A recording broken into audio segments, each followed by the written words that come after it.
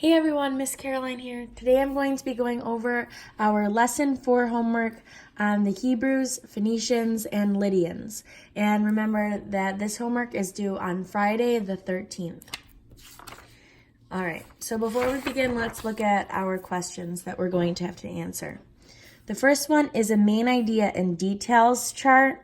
So you're going to fill in the main idea below. So it gives you 3 details here. King David united the tribes of Israel. The tribes of Israel defeated the Canaanites. And in about 1000 BC, King David founded the kingdom of Israel.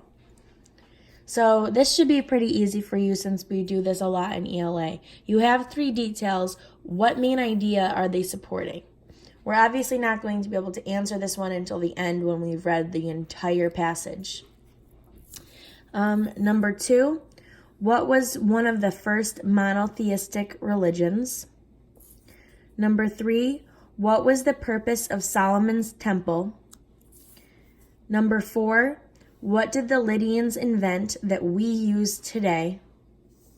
And number 5, our critical thinking question is focused on making generalizations. How did the Phoenicians help spread new ideas from one part of the ancient world to another? Okay, so now let's go over our vocabulary. Covenant. A covenant is an agreement. Monotheism is the worship of one God. So far we've learned about polytheism, which is believing in many gods. Monotheism is the belief in one God, and the prefix mono means one. Slavery, we learned about a lot when we did our Harriet Tubman story. Slavery is the practice of one person owning another person. A descendant is a person who was born later into the same family. So you can think of like a little family tree. Or even yourself, you are the descendant of your parents, your grandparents, your great-grandparents. And the last one is barter. Barter is to exchange one kind of goods and services for another. So barter is really just a fancy word for trade. Okay. All right. So let's start with our first section on the Hebrews, and remember to track along as I read it on your own paper. The Hebrews. Abraham is considered to be the founder of Judaism. The Hebrew Bible says that God spoke to Abraham and told him to leave his homeland and go to a land called Canaan.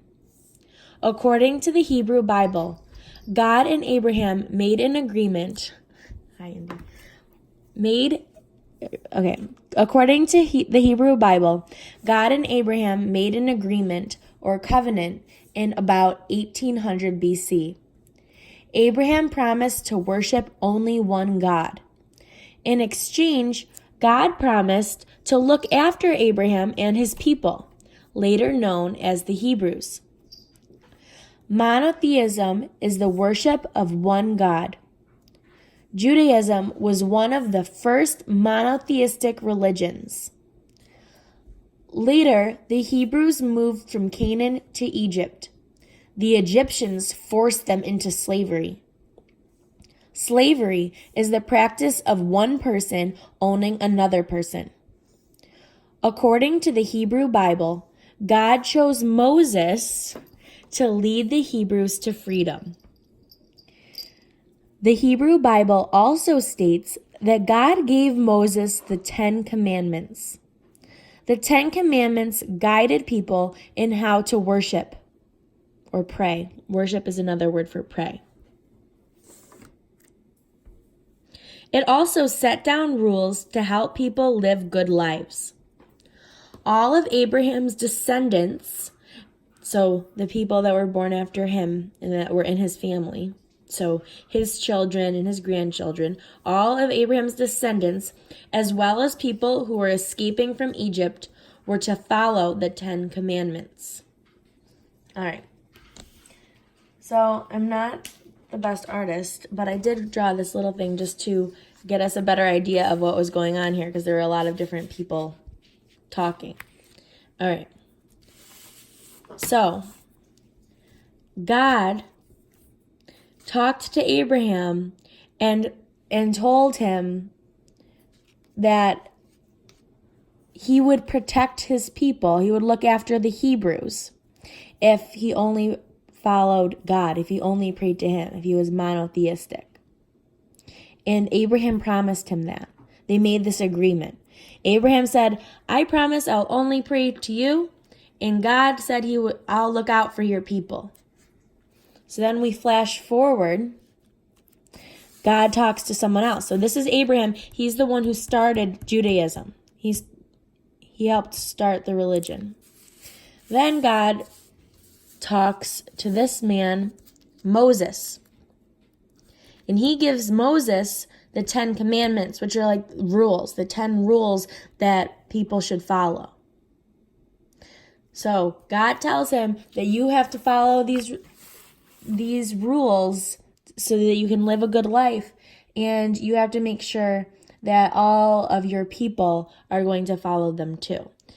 And then later on, Moses, that same one, Moses, the one that got the 10 commandments from God, he's the one that helped people escape slavery from Egypt, helped the Hebrews escape.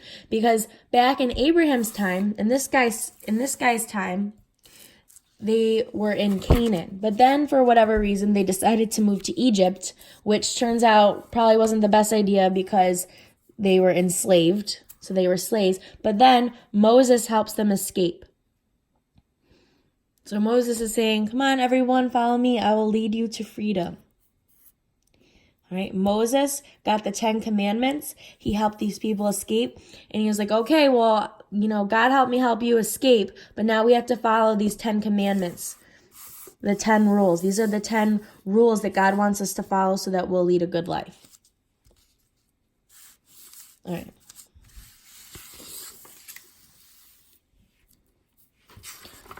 So if we look back at our questions, what was one of the first monotheistic religions? And that's what this whole thing is that we're learning about. So Abraham promised to worship only one God. And worshiping only one God, praying to only one God, that's monotheism.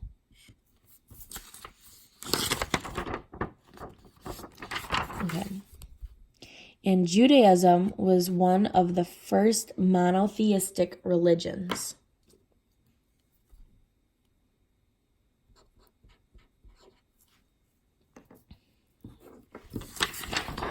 There's another answer to a question in here. Oh, no, not yet. We're going to get there. What was the purpose of Solomon's temple? Okay.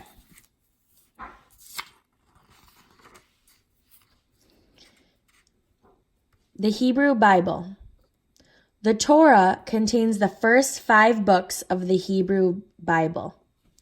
These books provide guidance and laws for the Jewish people. They also contain historical information and stories important to Judaism. So the Torah, or the Hebrew Bible, the Torah is the first part of the Hebrew Bible. So this is their holy book, similar to the Quran or the Christian Bible. This is their holy book. Israel and Judah. The Hebrews in Canaan lived in about 12 different tribes. The tribes defeated the Canaanites sometime between 1200 BC and 1125 BC. In about 1000 BC, King David united the Hebrew tribes. United means he brought them all together. So instead of being all separate, now they were all working together. He founded a kingdom called Israel. Its capital was Jerusalem. And we remember reading from Social Studies today that Israel was prospering. Prospering means everything was going good. Everything was great when King David was king. He brought everyone together, They had enough money. They had enough food for everything. Everything was awesome. And his son, David's son, Solomon, built a temple in Jerusalem to house the Torah and to be a place of worship. After Solomon's death, the kingdom split into two. Israel was in the north, Judah was in the south.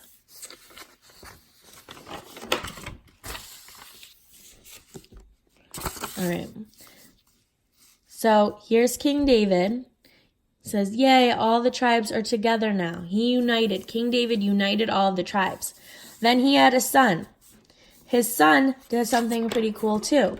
His son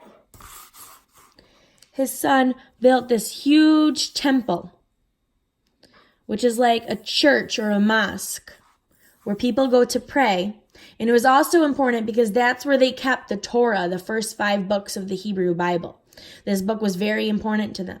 And remember, in social studies, in our textbook, it showed a picture of the Torah and how people would use one of those little pointers to touch it because they didn't even want to touch it because it was so holy and amazing that they didn't even want to put their hands on it and get it dirty.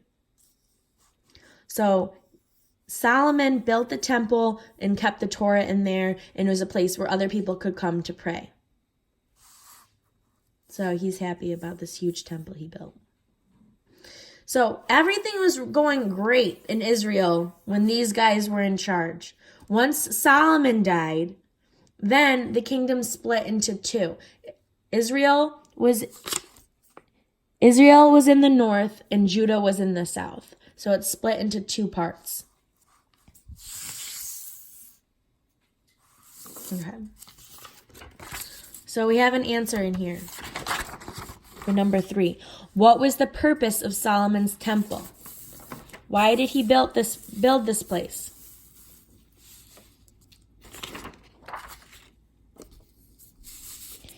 Well, the temple is like a mosque or a church, so it's where people go to pray, but also it's where the Torah was.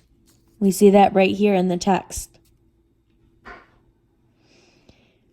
Solomon built a temple in Jerusalem to house the Torah and to be a place of worship. Worship means praying, so that's number 3.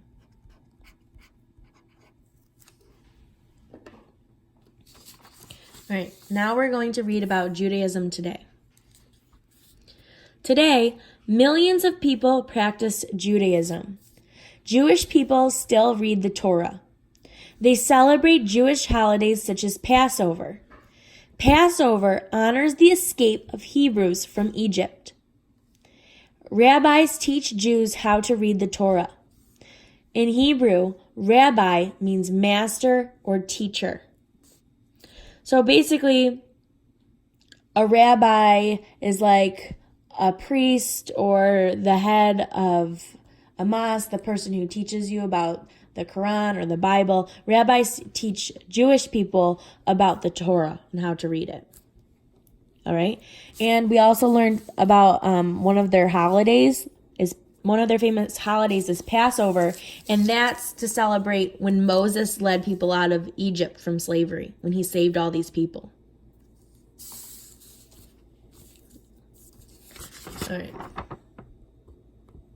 All right, so now we're going to read about the Phoenicians and Lydians, and we're looking for what the Lydians invented that we still use today.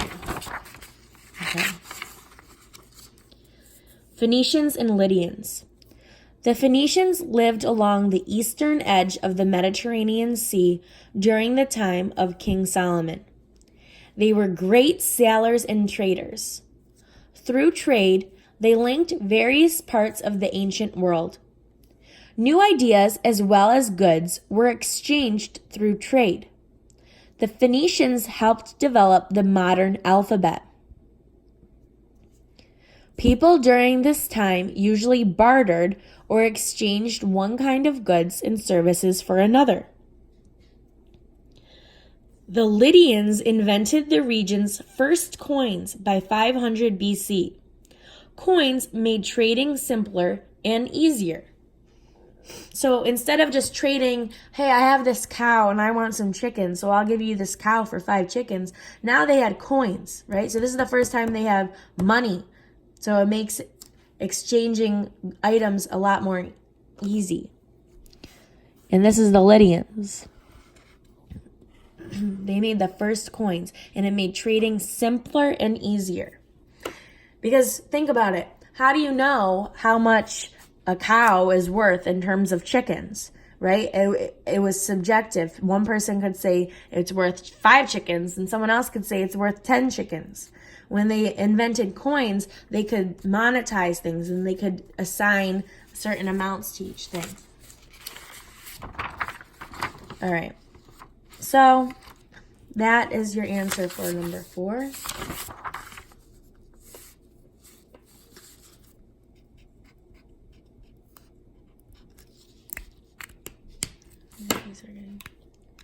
All right, and now we need to look for our critical thinking question.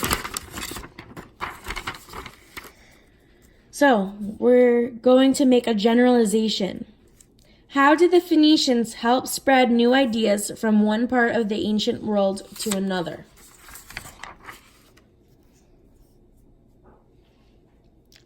So let's read it one more time about the Phoenicians. The Phoenicians lived along the eastern edge of the Mediterranean Sea. During the time of King Solomon, they were great sailors and traders. Through trade, they linked various parts of the ancient world. New ideas as well as goods were exchanged through trade. So by trading, by communicating with each other and trading goods and services, they were able to spread their ideas. So, and it's exactly what we're looking for, how they spread new ideas from one part of the ancient world to another. And it also says that they were great sailors, so they didn't have to just walk everywhere. They could sail in their boats to different parts of the world. And then when they're trading and communicating with people, they can also share ideas with each other. So I'm highlighting this whole thing, but you're going to take this and put it in your own words. So you don't have to write this whole entire part. Hi, Indy. All right. So before we do the sentence stems, I also just wanted to show you this little family tree that I built to represent descendants. So on this family tree, all of these people down here are these top 2 people's descendants. All right? Then, these people, these 3 people, are this person's descendants. These 2 people are this person's descendants. So it's anybody in your family that was born after you is your descendant. All right.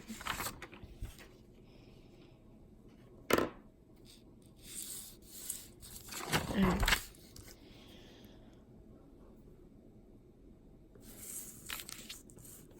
All right, so let's fill out our sentence stems here. What was one of the first monotheistic religions? So I'm going to restate using the question. One of the first monotheistic religions was, and you're going to put your answer. Make sure you're capitalizing and using periods. Number 3, what was the purpose of Solomon's temple? Again, I'm restating the question. And sometimes you guys restate by saying, like, what the question word is. What was the purpose of Solomon's temple was. You say the whole thing. We're not including the beginning part. We're just including this part right here. The purpose of Solomon's temple was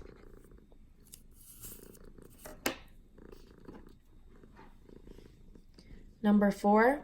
What did the Lydians invent that we still use today?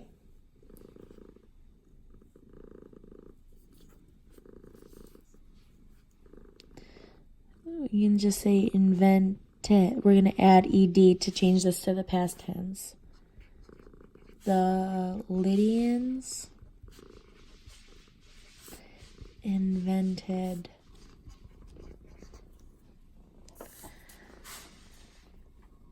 and then you're going to put your answer. Then you can put a comma and add which we still use today. Okay. For our critical thinking question, how did the Phoenicians help spread new ideas from one part of the ancient world to another? Right here. The Phoenicians helped, we're going to have to conjugate that to the past tense, spread new ideas from one part of the ancient world to another by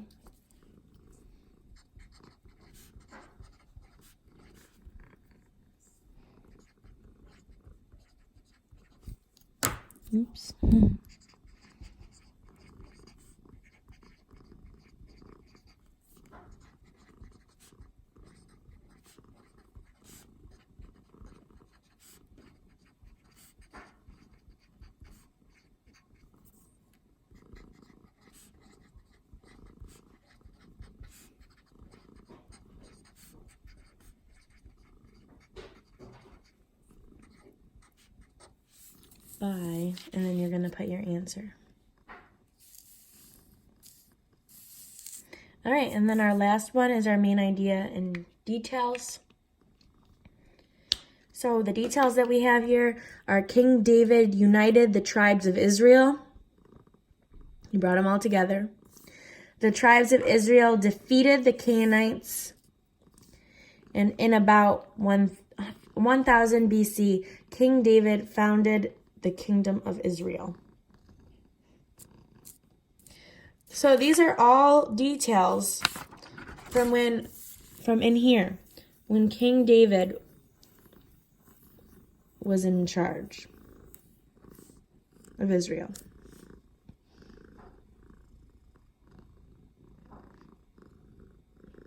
So all of these are details about his kingdom of Israel. So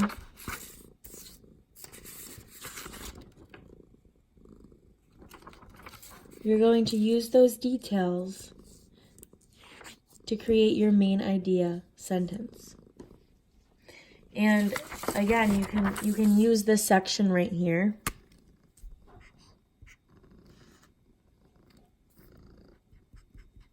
to help you.